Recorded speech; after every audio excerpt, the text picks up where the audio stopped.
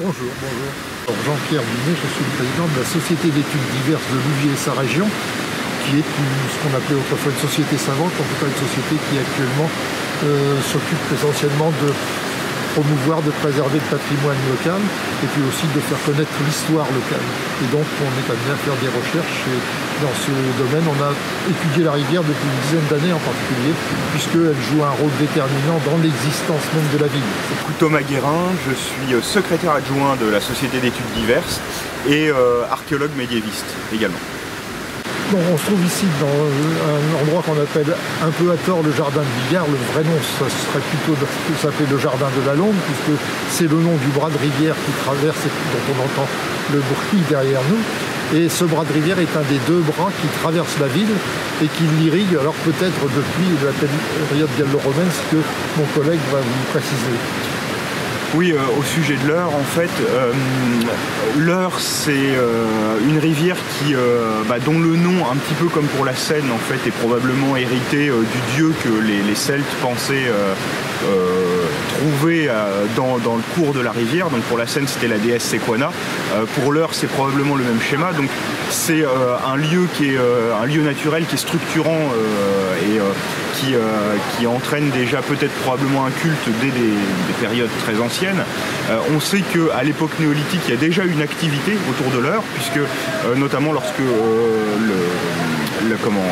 l'autoroute a été construite, donc du côté de la Villette, au-dessus de Louviers, on a découvert des vestiges qui remontent au néolithique. On savait qu'il y avait déjà une occupation, puisqu'il y avait un menhir qui avait été déjà déplacé à l'époque où le chemin de fer est passé. Et puis quelques fouilles archéologiques du côté d'Incarville ont permis de mettre en évidence des pêcheries de la fin de la préhistoire, donc néolithique, peut-être proto-histoire également, avec l'implantation des Gaulois. Donc l'Eure, c'est un lieu d'activité déjà depuis des temps immémoriaux, et durant l'Antiquité, on s'aperçoit qu'à Incarville encore, il y a probablement des ateliers de poterie qui sont mis en place, qui exportent apparemment assez loin, puisqu'on a trouvé des productions d'Incarville jusqu'en Angleterre. Et puis à Louviers même, les fouilles archéologiques de la rue Saint-Jean ont montré qu'il y avait des entrepôts gallo-romains, donc probablement une activité autour de la rivière, avec peut-être déjà de la batellerie, de l'acheminement de denrées, à la fois peut-être des matières premières, mais aussi des denrées finies, comme des poteries ou ce genre de choses, qui transitent par la rivière. Donc pour la période gallo-romaine, voilà ce qu'on peut dire. Il est très probable que si on part du principe que les bras qui traversent Louviers sont artificiels, il est très probable que ce soit les gallo-romains qui les aient creusés, comme ce fut le cas à Évreux. Donc on est dans un environnement où la rivière est maîtrisée déjà depuis très très longtemps, depuis de nombreux siècles, et mis à profit de l'activité humaine. En tout cas, pour ce qui concerne Louviers, il est attesté dès le Xe siècle qu'il y a à Louviers des moulins qui sont installés dans plusieurs endroits de la rivière, puisque, entre autres, un de ces moulins est donné par le duc normand régnant à l'abbaye de Saint-Orin, qui est une abbaye d'Évreux. Donc, à travers ce document, on sait déjà qu'il y a à Louviers, dès le Xe siècle, et en tout cas très certainement au début du XIe siècle, des moulins à Louviers. Et là, on est sur un site où, justement, on trouvait de ces moulins. On pourra voir tout à l'heure qu'il en reste quelques vestiges. Donc ce sont des moulins qu'on appelle des moulins seigneuriaux, c'est-à-dire des moulins où les paysans des alentours sont obligés de venir moudre leurs grains contre une part du produit résultant qui est donné au seigneur.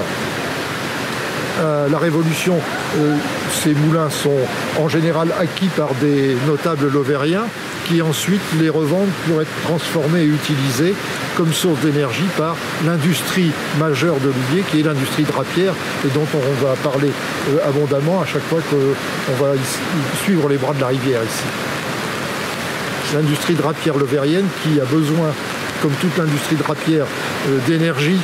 Alors à Louviers, ça tombe bien, il y a l'énergie hydraulique. Dans d'autres endroits, on va utiliser l'énergie animale, par exemple les chevaux. Et puis surtout, à partir du début du XIXe siècle, l'énergie de la vapeur. Ce qui n'est pas le cas à Louviers, où pendant tout le XIXe siècle, et même une bonne partie du XXe siècle, on continue à utiliser l'énergie hydraulique comme source principale d'énergie. Et donc, ça justifie le rôle très important de la rivière dans ce contexte-là. Donc ce bras de la Londe nous offre l'occasion d'expliquer un petit peu comment fonctionnaient ces moulins. Il y a un bras principal qui alimente la roue du moulin, et puis il y a un bras qu'on appelle le bras de décharge qui permet de réguler les quantités d'eau qui arrivent sur le moulin. Donc le bras qu'on voit tout de suite sur l'image, c'est ce qu'on appelle le bras de décharge, et vous voyez au fond de l'image les vannages qui permettent de réguler justement ces quantités d'eau qui vont ou sur le moulin, sur la roue du moulin, ou dans le bras de décharge.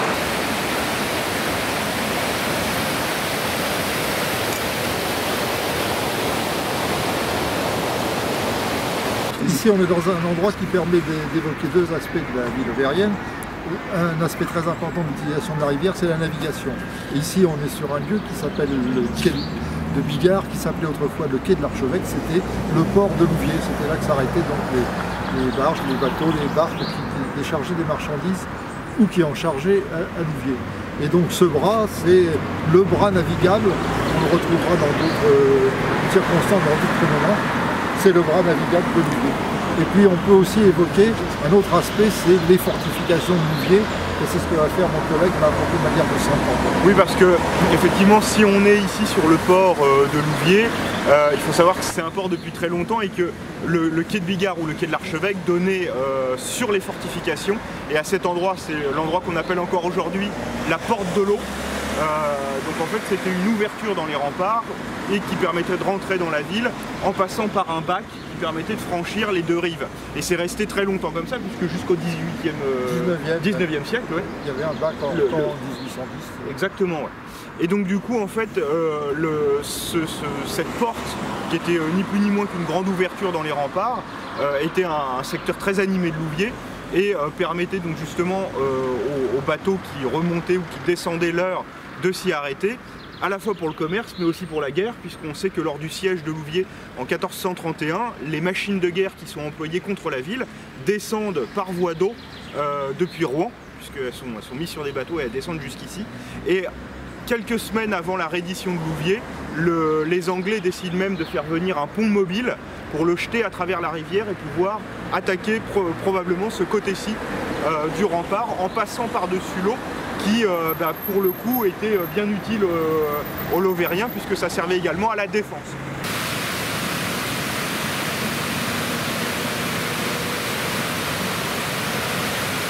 Donc la chute d'eau qu'on vient de voir, en fait, elle détourne l'eau d'une installation importante qui se trouve à l'intérieur de ce bâtiment qu'on appelle le pavillon Novarina parce qu'il a été construit en 1942-45 par l'architecte Novarina.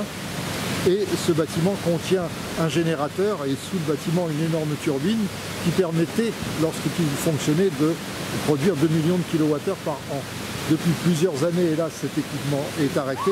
C'est pourquoi vous avez vu que l'eau du bras de décharge est complètement justement détournée de cette machinerie, de cette turbine.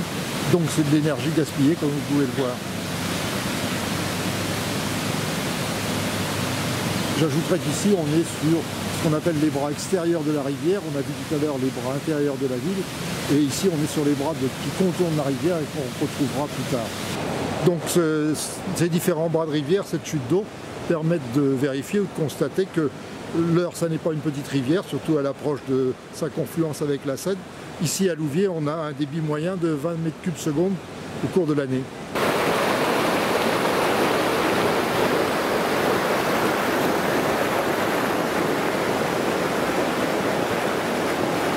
On est devant un bâtiment qui est un des derniers vestiges de l'investissement de tout ce secteur par l'industrie textile au début du 19e siècle. Depuis le Moyen-Âge, il y a ici sur ce secteur qu'on appelle la Basse Villette 5 moulins seigneuriaux qui tournent, comme on l'a déjà signalé. Et ces moulins seigneuriaux, donc, après la Révolution, sont achetés d'abord par les bourgeois lauvergnats, puis revendus à des industriels, certains qui viennent d'Elbeuf, des industriels locaux, aussi des industriels qui viennent de la région rouennaise. Et sont installés ici 5 unités de production de draps. Et ce qu'on voit derrière nous, c'est un moulin à blé. Mais il succède à des usines textiles qui occupaient tout le secteur jusqu'à la fin du 19e siècle. C'est la chute d'eau même dont on peut considérer qu'elle a été la première à être utilisée par l'industrie textile. À la fin du XVIIIe siècle, en 1784, un consortium de drapiers s'organise pour utiliser cette chute d'eau avec des machines hydrauliques qui entraînent des machines toutes nouvelles, les mules Jenny, qui permettent donc de filer, pour commencer de filer du coton, puis plus tard pour filer la laine. Et cette industrie, en raison justement de son aspect différent des autres installations qui fonctionnaient toutes à la Fortunelle, s'appellera la mécanique. Et donc c'est pour ça que je vous ai amené ici, parce que cette chute d'eau a un caractère vraiment historique, d'autant qu'une partie des bâtiments qui restent, et en particulier le pilier central, là que vous voyez, date très probablement de la période de construction, donc d'un peu plus de 2 siècles, de cette première usine hydraulique à Louviers. On voit cette chute sous un autre angle, et ça me donne l'occasion de raconter une autre histoire plus ancienne que la précédente. Au début du XVe siècle, le seigneur de Bigard, qui est le propriétaire des 2 moulins qui se trouvent à cet emplacement-là, décide d'en transformer l'un, qui est un moulin à blé, en moulin à foulon. Alors l'activité de foulonnage, c'est une étape importante dans la fabrication du drap de laine. Ça consiste à pétrir dans de l'eau chaude, savonneuse, puis à laver, à rincer plusieurs fois les pièces de drap de façon à les assouplir et à les rendre plus moelleuses. Cette activité se faisait, et c'est même fait encore jusqu'au milieu du XVIe siècle, par des fouleurs à pied, c'est-à-dire des gens qui, avec leurs pieds, comme on foule le raisin, piétinaient toute la journée ces pièces de drap. Or, le seigneur de Bigard donc, décide, précisément en 1405, de transformer l'un de ces moulins de moulin à blé en moulin à foulon, c'est-à-dire que cette fois-ci ce sont les bras, les marteaux du moulin qui vont pétrir le drap de laine. Évidemment, les pauvres fouleurs à pied se trouvent à pied, c'est le cas de le dire, et ils vont protester. Il va y avoir pratiquement une révolte qui va même conduire le seigneur de Bigard à transférer son moulin un petit peu plus loin, voire même ses activités, ce qui fait qu'on pense que, comme il était en même temps seigneur de la Londe, il est allé installer une partie de ses activités drapières à la Londe, et c'est de cette installation serait né le drap d'Elbeuf, qui est un drap concurrent du drap de Louviers. C'est peut-être qu'une légende. Pour revenir à l'installation de la fin du XVIIIe, lorsque les machines hydrauliques ont été installées et que la mécanique a fonctionné, évidemment ça a privé de travail un certain nombre de fileuses, surtout quand le filage est passé au filage de la laine. Et là encore, on a des manifestations ouvrières de femmes, entre autres, pour protester contre l'installation de ces machines qui privent les gens de travail. Alors du coup, donc, on est au cœur du faubourg Saint-Germain, ici, on n'est pas très loin de l'église du même nom, qui était également le cœur d'un fief très important à Louviers, donc le fief de Bigard au Moyen-Âge. Alors ce qui est intéressant, c'est que Saint-Germain, c'est une dédicace qui est donnée à des très anciens lieux de culte qui se situent en général près de l'eau. Donc en fait, avoir une église Saint-Germain près du bras de l'Eure, c'est tout à fait normal. En général, Saint-Germain, c'est près de la rivière, et Saint-Martin, près de la route. Et donc du coup, face à l'église Saint-Germain, donc sur l'île qui est derrière nous, on avait autrefois le manoir seigneurial des Bigards, donc qui ont habité ce manoir pendant longtemps, jusqu'à la guerre de 100 ans, puisque durant la guerre de 100 ans, et probablement durant le grand siège de Louviers de 1431, à l'issue du siège, le manoir est ruiné, probablement brûlé. Il est peut-être utilisé par les Anglais comme cantonnement temporaire, en tout cas toujours est-il qu'en 1431 il est ruiné, ce qui conduit les Bigards donc à disposer d'autres lieux d'habitation ailleurs dans les seigneuries, et puis finalement au cours du XVIIe siècle à venir s'installer plutôt dans Louviers. Ici on se trouve au sud de Louviers, c'est-à-dire au point de l'arrivée de la rivière sur le territoire de la ville. Et ce site, ça s'appelle le site de la Motte, du nom d'une ancienne ferme qui a pratiquement disparu maintenant. C'était autrefois le siège de ce qu'on appelle une porte marinière, c'est-à-dire un endroit où, comme vous le voyez, il y a une chute d'eau qui était à l'époque moins importante que ce qu'elle est maintenant et qui était délicate à passer, donc elle était aménagée, et puisqu'elle était aménagée, il fallait bien un aménageur et quelqu'un qui en soit responsable, c'était le seigneur du lieu. Donc ici, on l'appelait la porte de Folleville ou la porte des Jonquets, et donc elle était la propriété du seigneur de Folleville, du seigneur du lieu, mais il était tenu de l'aménager, c'est-à-dire de la rendre facilement passable pour les navires. En fait, on l'aménageait en installant en particulier le fond de la porte, de façon à ce que le fond des bateaux puisse passer sans trop de difficulté. Ces chutes ne sont pas utilisées par des moulins jusqu'au début du XIXe siècle, où alors là, les industriels locaux toujours s'installent en particulier pour l'usine que vous voyez, qu'on va peut-être pouvoir aller voir d'un peu plus près tout à l'heure, qu'on appelle l'usine de la Motte, et où là on utilise la force de cette chute d'eau toujours pour faire fonctionner l'industrie textile. Donc ici on est sur le site de l'usine de la Motte, une des dernières usines textiles qui a fonctionné à Louviers jusque dans les années 80 et qui fabriquait elle aussi du tissu de laine, du drap de laine. Et c'est un site intéressant puisque vous voyez que l'usine est construite sur le bras de rivière et les deux tunnels que l'on peut voir en fait abritaient chacun une roue et puis à la fin de l'existence de l'usine des turbines qui entraînaient des moteurs électriques qui permettaient à l'usine d'avoir son propre source d'énergie. Là, on est devant une friche industrielle, la dernière, si on peut dire, de Louviers, puisque c'est l'usine des Raydiers, que les gens connaissent plus sous le nom de Haut-Dressé. C'est la dernière entreprise qui a fabriqué, en fait, ici du fil à haute valeur, qui était utilisé pour la haute couture. Elle a fermé en 2002, et puis c'est devenu une friche qui a été incendiée une ou deux fois. Et donc maintenant, il n'en reste que ce bâtiment principal, sur lequel on voit, en particulier au fronton, non pas un mouton, comme croient les gens, mais une chèvre cachemire, puisque une des spécialités de la maison, c'était de fabriquer du fil cachemire. Ici, on a une vue sur la rivière dans toute sa plénitude, si je puis dire, puisque sur la droite, on a le bras qui était le bras de navigation, sur la gauche, le bras qui était le bras qui alimentait les moulins qu'on trouvait sur l'île des Jonquets, qui est donc l'île qu'on voit au centre de l'image. On y distingue encore des établissements industriels, c'est les anciens établissements Vondaire qui se sont installés donc sur cet emplacement de moulins qui existent depuis, qui sont attestés depuis le Moyen-Âge. Alors lorsqu'on parle de navigation, c'était des bateaux assez importants qui naviguaient depuis Chartres jusqu'à la Seine, puisque certains de ces bateaux pouvaient jauger jusqu'à 80 tonnes. Et donc certains bateaux faisaient une vingtaine de mètres de long sur 3, 4 à 5 mètres de large. Donc, il y avait aussi des bateaux plus petits, des barques, etc. Mais les bateaux qui permettaient le transport de marchandises, qu'on appelait, qui ressemblaient un peu aux besognes de la Seine en plus petit. C'était le même principe, c'était des bateaux qui étaient halés par des chevaux.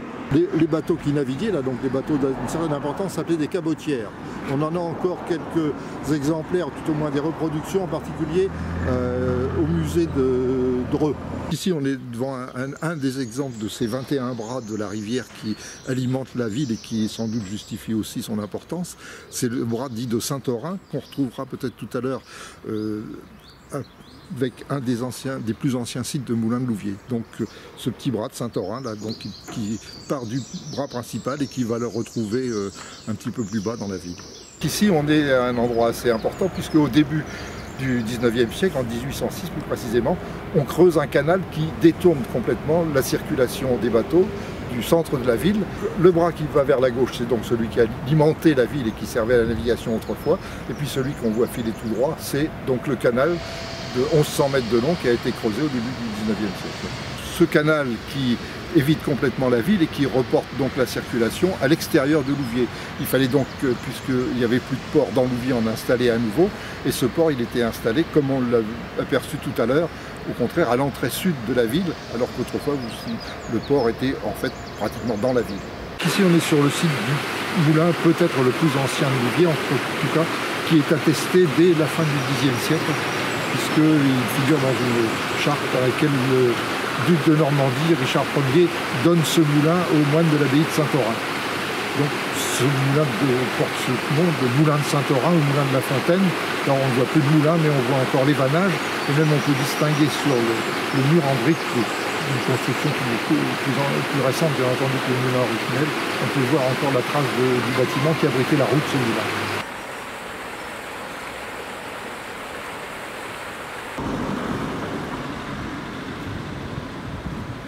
Ici, on est sur un lieu où on peut parler de beaucoup d'activités de la rivière. D'abord, on est sur un bras qui s'appelle le bras de l'Épervier, qui est le bras qui alimente les deux bras de la ville, le bras de la Londe et le bras de Fécamp, qu'on pourra voir tout à l'heure.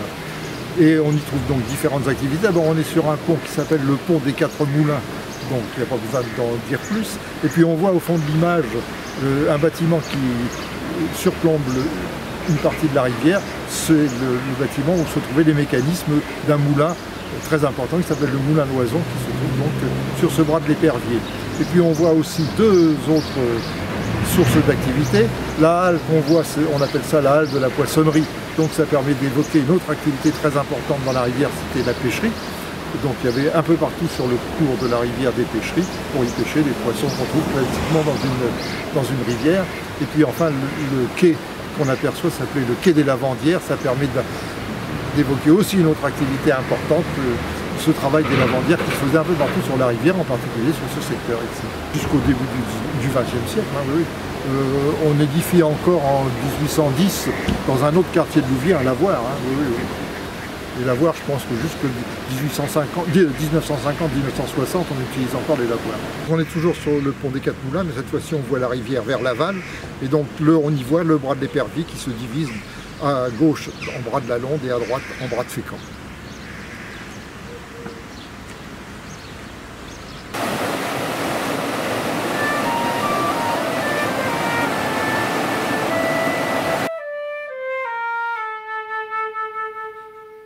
Bonjour, Madame Duchemin, du 7. Nous avons la chance d'habiter ici, sur une petite étendue de terre, avec de l'eau tout autour. Nous avons la chance de n'être pas loin du centre-ville, quand on a des enfants, l'école, le collège, le lycée, les courses, le sport, c'est appréciable, sans être très très près des autres, ce qui nous procure une tranquillité, avec des bruits mouillés, comme je l'aime. Moi, je m'appelle Guy Duchemin.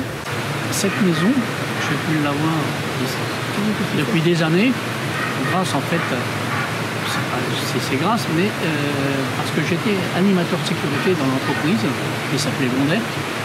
Et comme ils aimaient avoir quelqu'un au niveau de la sécurité sur place, en tant que pompier, donc j'ai eu cette maison. Le cadre de vie ici est très très agréable. Nous n'avons plus d'inondation depuis 1982, je crois, parce que la rivière de l'Eure a été curée là tout au long et le vannage a été refait, ce qui fait que maintenant ça se règle tout seul et que nous ne sommes plus inondés. Nous n'avons jamais eu d'eau dans la maison, mais tout autour, oui. L'usine était également inondée, les maisons un peu plus loin. Depuis ce vannage, on est tranquille, l'eau reste dans son lit, sagement, et nous la regardons couler. Quand on est arrivé, en fait, ça existait. L'eau coulait sous la cuisine. En fait, c'est une goutte. C'est parce qu'en fait, l'eau qui était trop importante d'un côté de la roue, donc le reste, donc il y avait aussi donc, un petit vannage qui levait et ça passait sous la maison, sous la cuisine. C'est un tremplin. Il faut dire aussi que le bras des Jonquets est un bras ajouté. Il y a longtemps qu'il est fait parce que avant l'usine Vondaire, on a retrouvé des pots en terre. Il y a eu une usine où un potier, on fabriquait les pots à beurre, les pots à œufs, les pots à lait, tous les pots en terre possibles et imaginables. Mais je crois avoir entendu dire que le bras des Jonquets est un bras ajouté. Depuis combien de temps? Sans doute très longtemps. J'affirme rien, vous vérifierez si ça vous intéresse. C'est un site qui est occupé par des moulins depuis très longtemps, puisque probablement dès le XIIIe siècle, sur le site dit des Jonquets, il y a 2 moulins qui fonctionnent et qu'on retrouve tout au cours de l'histoire. D'ailleurs, c'est sur l'emplacement de ces moulins que se sont installées les industries, qui finalement devenir donc l'usine Vondaire, qui a été un gros bassin d'emploi pour la ville de Louviers et qui est voisine de l'endroit où on est. Et puis ici par contre c'est des équipements qui ont été, comme on l'a vu tout à l'heure à l'usine de la Motte, qui ont été installés au début du 19e siècle. Ici c'est un moulin à temps. À Louviers il y avait beaucoup de tanneries et donc on avait besoin de temps. Le temps c'est la poudre qu'on obtient en pilonnant l'écorce du chêne. Et donc ce moulin, sa destination première, ça a été donc d'être un moulin à temps. Il a fonctionné comme tel pendant de très nombreuses années. Il a fini, à ma connaissance, comme équipé avec une dynamo qui fournissait de l'électricité peut-être à l'usine Vondaire, mais c'est sa dernière utilité. Et la roue est arrêtée depuis au moins 30 ou 40 ans. Oh, 40 ans, oui. Voilà. Il y a tous les rouages ici pour la remettre en route. Et c'est beaucoup de travail et mon mari est vieux, il ne se sent pas de le faire. Mais c'est dommage parce que ce serait beau. Ça pourrait être une idée au patrimoine, les visites du patrimoine, d'en faire profiter les gens, parce qu'à Louviers, des roues qui tournent, je ne sais pas s'il en reste. Il y en a plus. Alors, il y a quelques endroits où il y a encore des roues de moulin comme ça, mais à l'arrêt. Et là, le cadre est beau et ce serait intéressant pour le moment. laisse comme ça. Donc, quand on est arrivé ici, en fait, il y avait une grande maison qui s'appelait la maison du passeur, en briques rouges. Elle était super haute. Elle faisait au moins 8 mètres de haut, sur 8 mètres de long. C'était incroyable, elle était superbe, mais elle était démolie. Et de là, cette roue que vous voyez là, c'est qu'il y avait un bâtiment où tout était superposé. Il y avait le moteur et tout. Et tout ça, ils l'ont démonté. Je n'ai pas pu les avoir. Ils ont voulu démonter cette maison que je voulais avoir. Malheureusement, je ne l'ai pas eu. Donc la maison du passeur, c'était probablement la maison de l'éclusier et peut-être aussi d'ailleurs la maison de l'octroi, puisque ici on était proche du port de Louviers et que dès le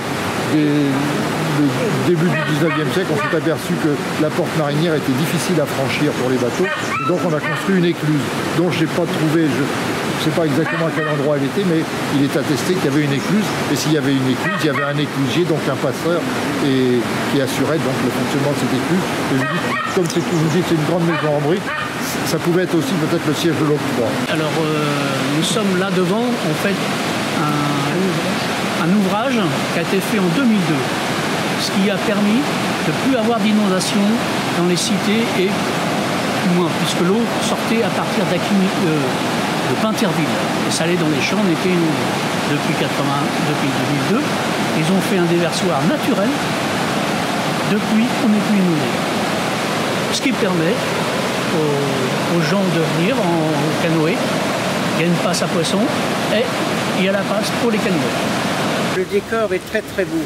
L'heure là, on remonte jusqu'à Liton, mais entre ici et Liton, notre fils qui est pêcheur et des amis de mon fils remontent souvent.